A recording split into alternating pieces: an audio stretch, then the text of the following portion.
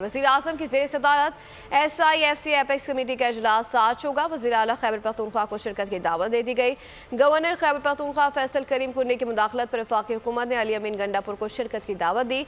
Musheer इत्तलात Khyber Pakhtunkhwa barrister Saif का कहना है कि खैबर पख्तूनख्वा की नुमाइंदगी के बगैर इजलास नामुकम्मल और बेनतीजा होता है। KP में सरमायाकारी के बेहतरीन मौके हैं। वज़ीर आला सुबह में सरमायाकारी से मुतालिक फोरम को आगाह करेंगे।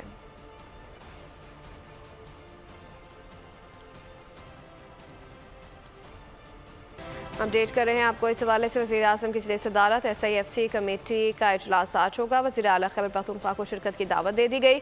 गवर्नर खैबर पख्तूनख्वा फैसल करीम कुन्नी की मुदाखलत पर वफाकी हुकूमत ने अली अमीन गंडापुर को शिरकत की दावत दे दी है। मुशीर इत्तलात खैबर पख्तूनख्वा बैरिस्टर सैफ का कहना है कि खैबर पख्तूनख्वा की नुमाइंदगी के बगैर इजलास नामुकम्मल है।